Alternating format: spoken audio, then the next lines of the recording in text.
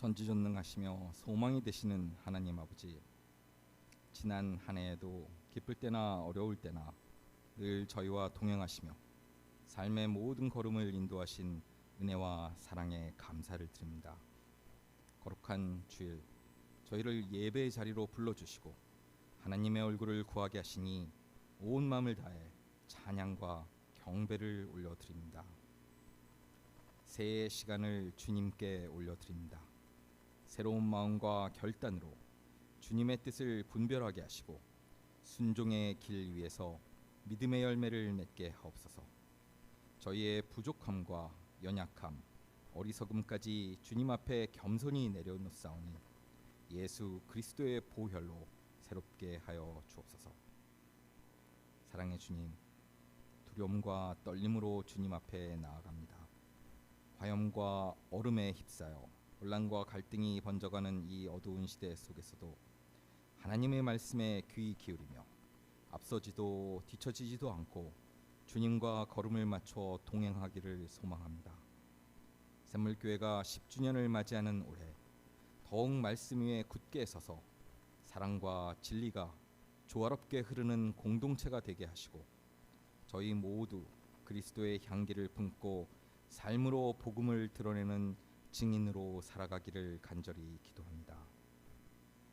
가정마다 하나님의 평안이 임하게 하시고 자녀들과 다음 세대가 주님의 꿈과 비전 안에서 자라가게 하옵소서. 보내신 주의 종을 주님께서 붙들어 주시기를 원합니다. 날마다 성령으로 충만하게 하시고 위로부터 오는 지혜로 사역을 감당하게 하시며 모든 사역의 자리마다 주님의 위로와 능력으로 새 힘을 더하여 주옵소서. 저희가 기도로 함께하는 모든 선교 사역을 기억하사 각 선교지마다 복음의 길을 열어주시고 선교사님들의 영과 육을 보호하시어 맡겨진 사역 가운데 주님의 역사하심과 풍성한 결실을 보게 하옵소서. 주님, 특별히 교회에서 준비한 주말 효도 관광 일정 가운데서도 동행하셔서 오가는 길마다 안전으로 지켜주시고 마음과 마음이 은혜로 이어지는 복된 시간이 되게 하옵소서. 이제 말씀 앞에 섭니다. 선포되는 말씀을 통해 저희의 시선과 삶이 다시 주님께로 향하게 하시고 듣는 마음이 부드럽게 열려 그 말씀이 삶 속에서 풍성한 열매로 맺히게 하옵소서. 2026년의 모든 시간이 감사로 채워지기를 간절히 소망하며 우리의 영원한 소망이 되시는 예수 그리스도의 이름으로 기도드립니다. 아멘.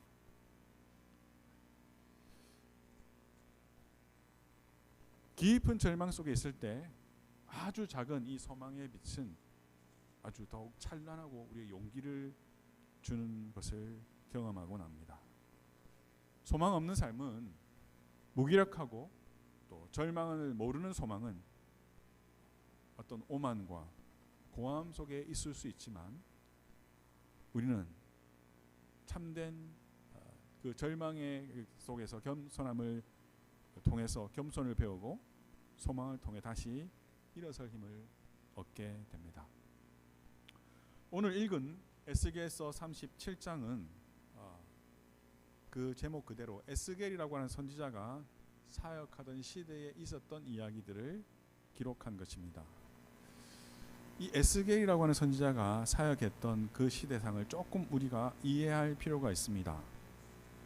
우리가 잘 아는 이스라엘이라고 하는 나라는 분열되었죠.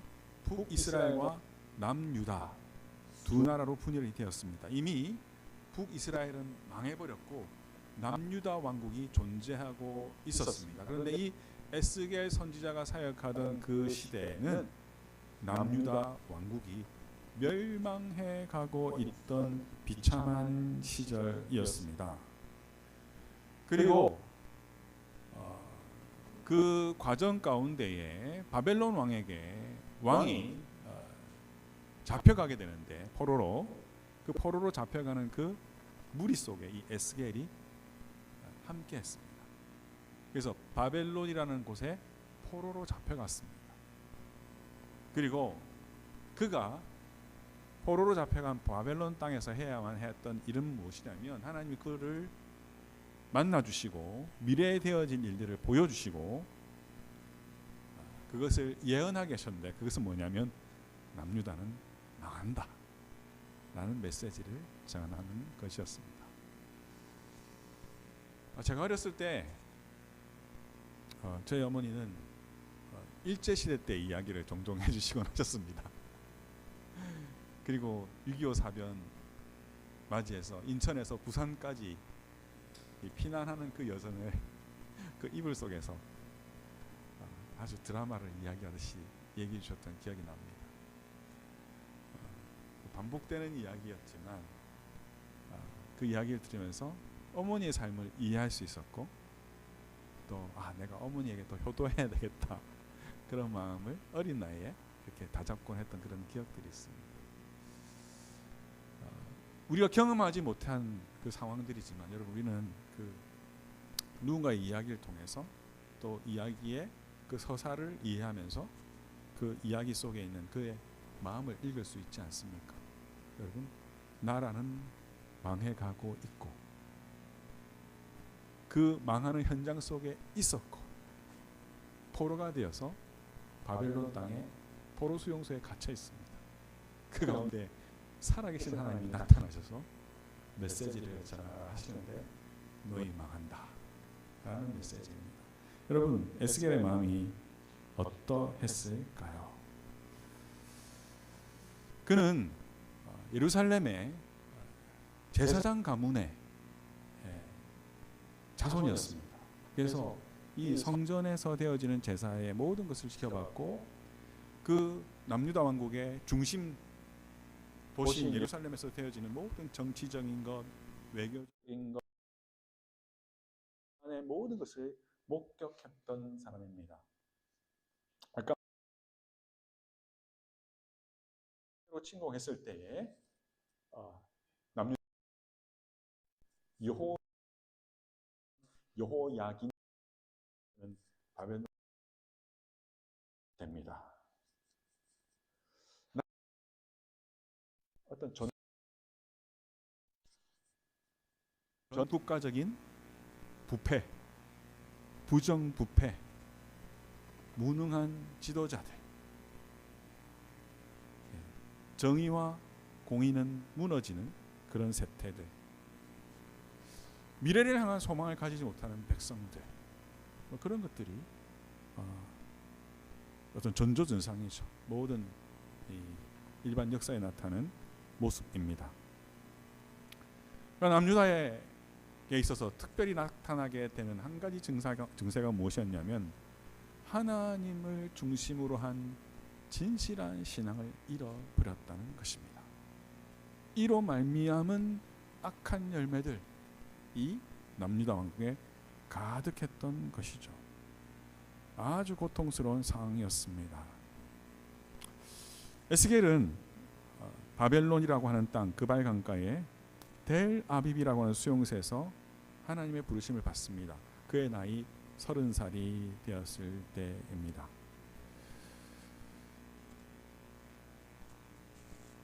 그는 너희들이 애굽이나 아수르를 의지하지 말고 그냥 바벨론에게 항복해라 라는 메시지를 전해야만 했습니다.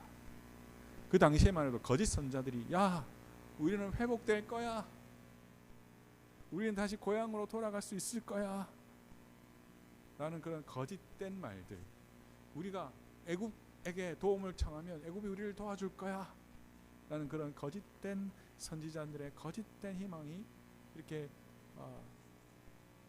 던져지는 그 가운데에서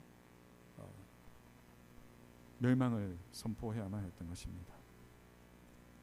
백성들의 우상 숭배와 타락을 지적하였고, 예루살렘이 반드시 멸망할 것을 그는 그 상징적인 행동을 통해서, 또 기록되어진 말씀을 통하여, 선포하는 말씀을 통하여 그 포로지대에 있는 그 백성들에게 선포해야만 했습니다. 그러나 그러던 와중 BC 586년, 주님 오시기 전 586년 마침내 예루살렘이 함락되고 맙니다. 그리고 예루살렘 성전이 나라가 완전히 멸망했다는 소식을 바벨론 포로들에게도 전해지게 됩니다. 비록 그가 하나님의 말씀을 전했고 그 말씀이 이루어졌지만 그가 말씀한 대로 이루어졌다 그가 기뻐할 수 있었을까요? 깊은 절망감과 상실감에 빠지게 되었습니다. 참된 절망은요, 자기 중심성에서 벗어나게 합니다. 진정한 절망은 나를 둘러싸는 어떤 변명거리, 그리고 내가 익숙해진 안일함, 그 안일함으로 구축되어 견고한 진 속에서 갇혀있는 나의 모든 것을 무너뜨리게 만듭니다. 에스겔뿐만이 아니라 남유다 모든 백성들에게, 포로들에게 하나님이 이 사건을 허락하신 중요한 이유입니다. 하나님을 버리고 나 중심으로 살아가던 남유다 백성들, 그럼에도 자기의 번성과 번영을 추구하며 무엇인가 자신들의 힘으로 이루어낸 것 같은 그 속에서 만족감과 기쁨으로 살아가는 그들, 국제정세가 흔들리는 가운데서도 어느 나라를 의지하면 우리가 내가 가진 부와 권력과 명예를 더 유지할 것인가, 하나님이 뜻이 아닌 자기의 것을 지키고자 하는 마음으로 세상의 것, 세상의 힘을 추구하고 그것으로 자신의 안정을 찾으려 했던 들, 모든 것을 무너뜨려 버리셨습니다. 여러분, 하나님만이 진정한 소망의 원천이십니다. 그렇기 때문에 우리는 진정한 소망의 원천이신 하나님의 음성을 들어야 합니다. 하나님을 믿습니다라는 것으로 되는 것이 아닙니다. 하나님이 들려주시는 소망의 음성을 들을 수 있어야 합니다. 하나님이 주시는 나를 향한 소망의 말씀을 붙잡을 수 있어야 합니다. 그럴 때 우리의 인생에는 진정한 전환이 일어나는 것입니다. 우리 주변에 혹시 소망을 잃고 살아가는 자들이 있다면 우리는 이것을 위해 기도해야 합니다. 그들 모든 무너짐 속에서 하나님의 음성을 들을 수 있도록, 하나님과의 만남이 있도록 기도해야 될 줄 믿습니다. 여러분, 깊은 절망 속에 있을 때 아주 작은 소망의 빛은 더욱 찬란하게 느껴지기 마련입니다. 여러분, 하나님이 주신 소망은 그런 어둠 가운데 희미한 그런 불빛 같은 것이 아닙니다. 우리 삶의 유일한 이유가 되시고 우리의 존재의 모든 것이 되시는 분이신 주님이 우리에게 만나 주시고 그분이 소망을 주실 때에 우리는 모든 것을 소유하게 되는 것입니다. 여러분, 그분과의 진정한 만남이 우리의 소망이 되기를 간절히 소원합니다. 여러분, 오늘 읽은 성경의 본문에서 남유다의 멸망, 예루살렘의 함락, 성전 파괴의 소식에 무너져 있던 이들에게 하나님은 참 소망을 주시며 위로해 주십니다. 오늘 그 장면이 에스겔서 37장입니다. 하나님은 환상 중에 에스겔을 끌고 가십니다. 한 골짜기로 인도하시게 됩니다. 그곳에는 죽은 지 아주 오래된 바짝 마른 뼈들이 가득했습니다. 그냥 단순히 죽은 것이 아니라 그냥 마른 뼈입니다. 생명력이라고는 전혀 찾아볼 수 없는 완전한 절망을 상징하는 것입니다.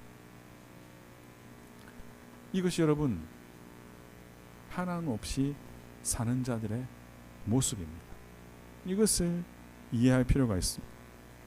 하나님을 모르고 사는 자들의 모습,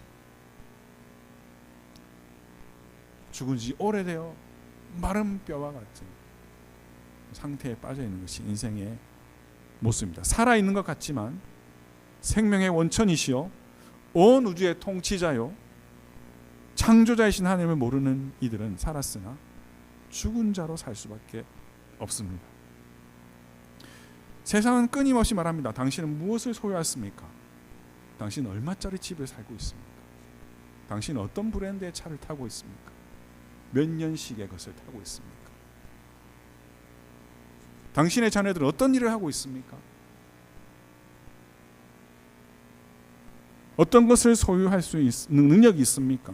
어떤 것을 소유하고 있습니까? 이것으로 어떤 성공과 성취에 이르는가로 우리를 평가합니다. 우리가 아무리 세상에서 높은 평가를 받고 남이 부러워하는 삶을 살고 있을지라도 하나님이 내 안에 없다면 우리는 이 마른 뼈와 같은 삶을 살고 있는 것을 기억해야 합니다. 진정한 자기 발견의 고백은 다음과 같습니다. 에스겔서 37장 11절에 이렇게 고백합니다. 이 뼈들에 대해서 이렇게 말하죠. 인자야, 이 뼈들은 이스라엘 온 족속이라. 그들이 이르기를 우리의 뼈들이 말랐고 우리의 소망이 없어졌으니 우리는 다 멸절되었다 하나니라. 이 바벨론 강가에서 이스라엘 백성들이 살아 있지만 그렇게 얘기하는 거죠. 여러분, 우리가 고통을 당하면 진액이 마른다고 하지 않습니까? 그들이 호흡하고 남의 나라에서 포로로 살고 있지만 그들의 고백입니다. 우리의 뼈들이 말랐다. 우리의 소망이 없다. 우리는 다 멸절되었다. 난 죽었다. 이렇게 말하는 것입니다. 여러분, 하나님을 마음 중심에 두고 살지 않으면 그렇게 됩니다. 하나님을 떠나 자기 중심으로 살면 결국에 하나님이 잠시 침묵하시거나 그의 긍휼과 사랑을 계시하여 주시고 알려주신 것을 멈추시면 인간은 꺼져가는 등불과 같이 상한 갈대와 같이 마른 뼈와 같아질 수밖에 없습니다. 사랑하는 성도 여러분, 그러나 하나님은 사랑의 하나님이십니다. 생명의 하나님이십니다. 우리의 창조자가 되십니다. 우리가 사망에 속해 사는 것을 원하지 않으십니다. 아파하십니다. 우리를 회복하기 원하십니다.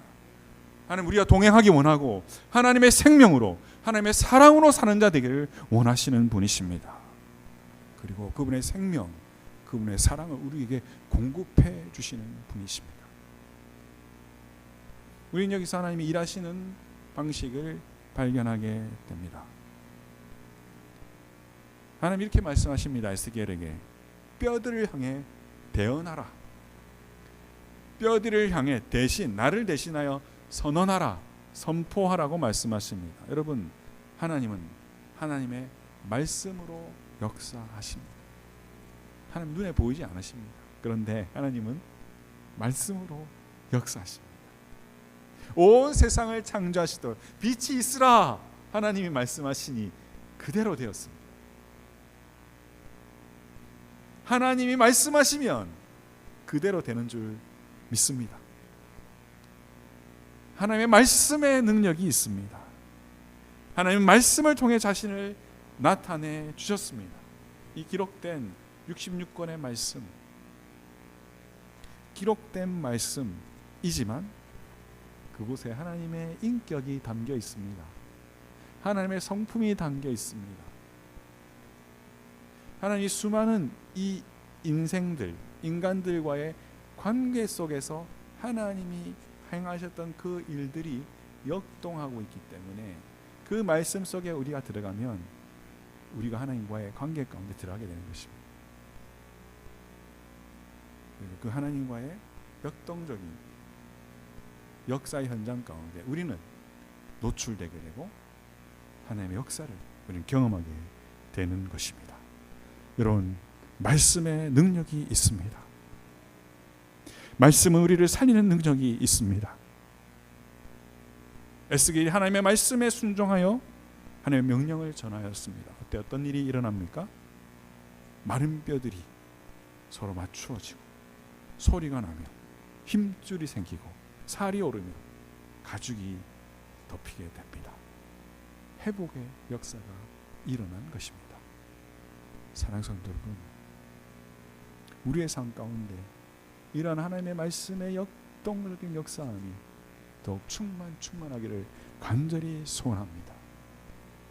우리의 이성, 우리의 머리, 우리가 좋은 설교를 듣는 그런 수준에서 머무는 것이 아니라 이 말씀이 살아 역동하여 내가 그 말씀 앞에 나갈 때 이 말씀이 내게 말씀하시고 말씀이 내 안에 생명을 주시고 능력을 주시고 깨어지고 사는 것을 회복하는 그 말씀의 능력을 덧입는 우리 샘물교회 성도 되기를 간절히 소원합니다.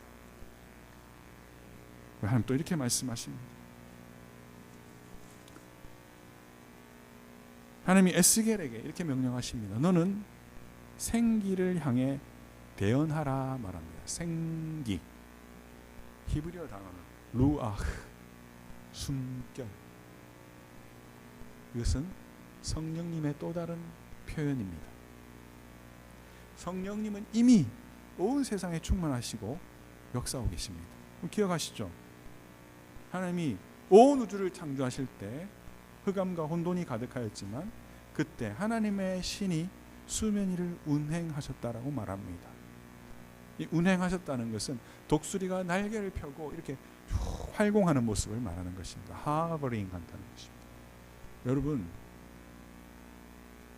우리가 숨쉬는 이 공기, 이 세상의 어떤 무드 가운데 이미 성령은 가득 차 계신 줄 믿으시기 바랍니다. 내가 느끼든 느끼지 못하든 성령은 온 우주에 충만하십니다.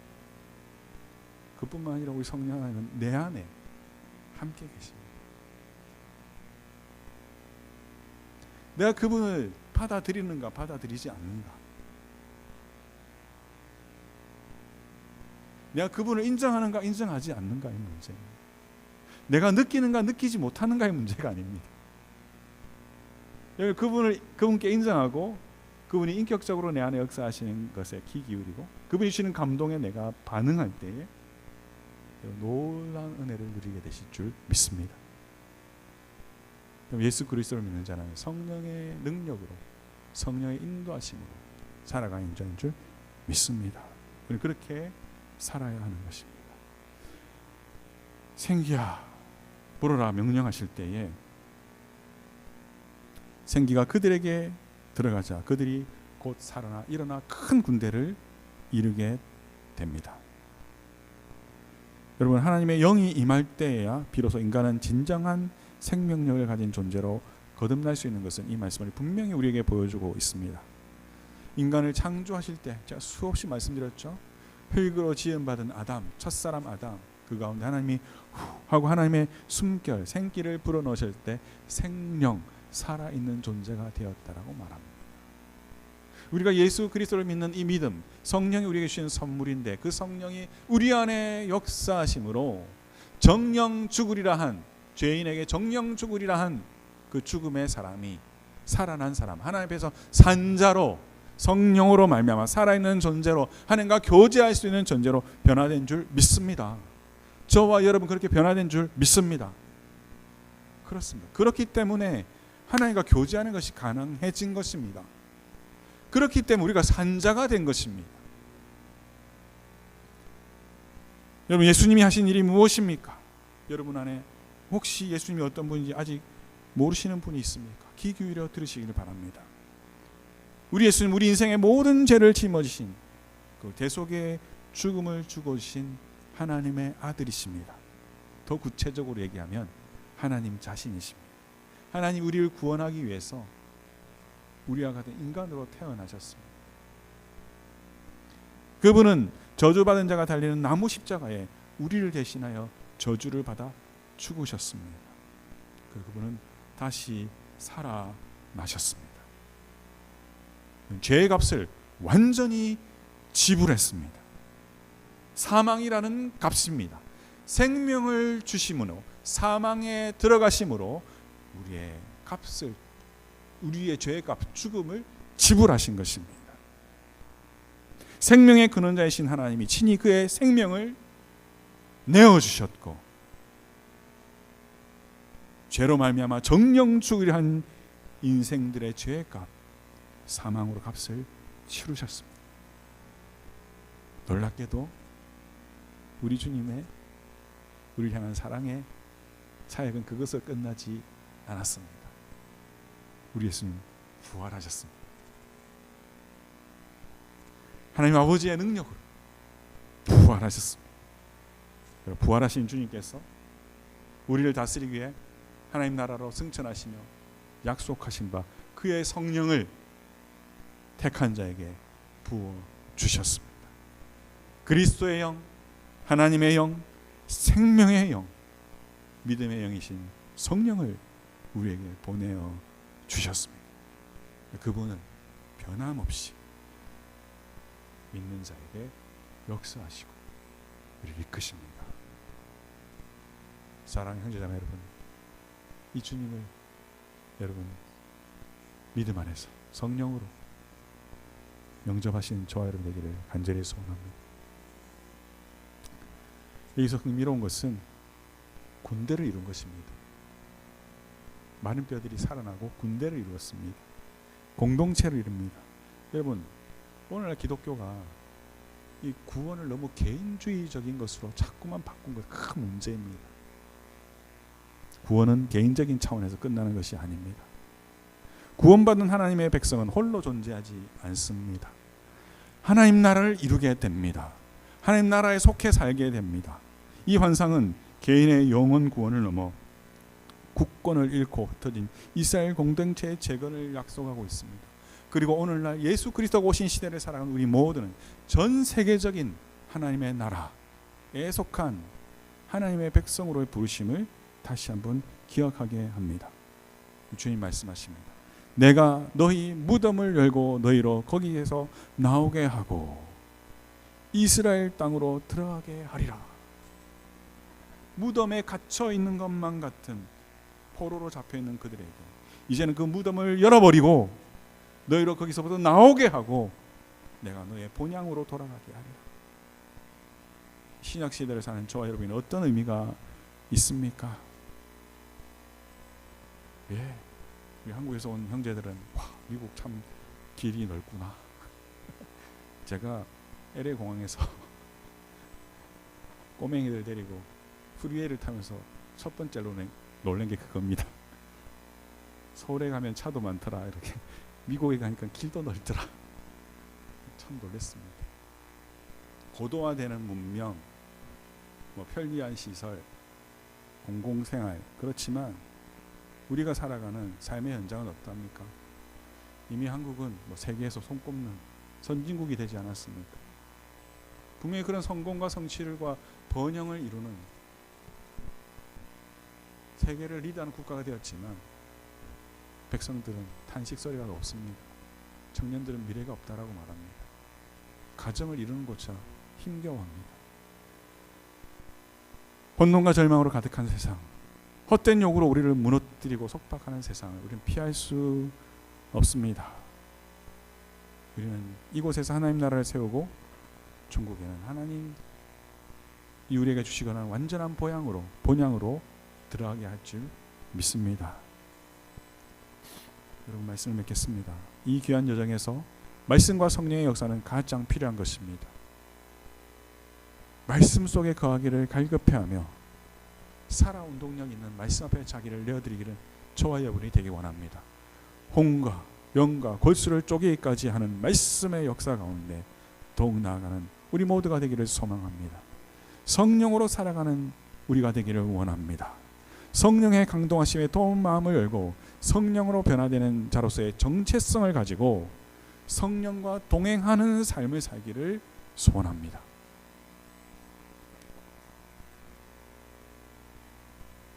여러분, 에스겔이 하나님의 말씀을 전할 때, 그리고 하나님의 생기가 불어올 때 하나님의 회복의 역사가 나타나는 이 모습은 회복이 인간의 의지나 노력으로 되어지지 않는 것을 가르쳐 줍니다. 전적인 하나님의 권능에 달려있음을 알려주고 있는 것입니다. 그래서 우리는 전적인 하나님의 권능을 사모하고 붙잡아야 하는 것입니다. 이것이 우리가 할 수 있는 것입니다.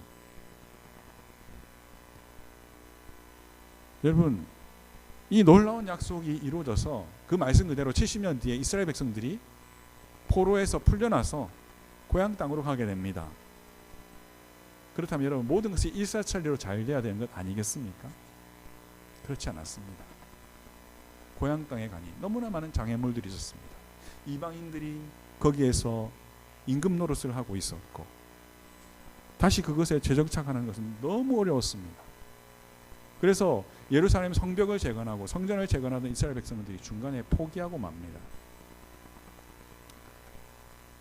그때 하나님께서 이 일을 주도하던 스룹바벨과 그 이스라엘 백성들을 스가랴라고 하는 선지자를 통해서 격려하십니다. 그 격려의 말씀을 들어보십시오. 이는 힘으로 되지 아니하며 능력으로 되지 아니하고 오직 나의 영으로 되느니라. 그렇습니다. 우리가 절망 속에서 붙들어야 할 소망은 나의 상황이 나아질 조건들을 찾는 것이 아닙니다. 물론 그것도 일부 우리가 노력해야 되겠죠. 그것에 전적으로 매달린 것은 아닙니다. 내 안에 마른 뼈에 생기를 불어넣으시는 영적인 회복, 하나님만이 할 수 있는 그 회복을 구하는 것이 저와 여러분들이 해야 할 본분인 줄 믿습니다. 하나님은 전 세계 방방곡곡 낮은 자리, 죽음과 사망의 경계선 속에서 그리스도의 십자가를 통해 돌아오는 그 영혼 가운데 지금도 일하고 계십니다. 에스겔의 시대에 주신 하나님의 소망과 환상을 붙들고 세상을 이기는 샘물교회 성도들이 되기 바랍니다. 오늘날의 사명을 붙잡고 주님의 권대 이루어서 그 주님의 사명을 감당하는 저와 여러분 우리 샘물교회 되기를 간절히 소원합니다. 우리 함께 찬양하며 나아가겠습니다.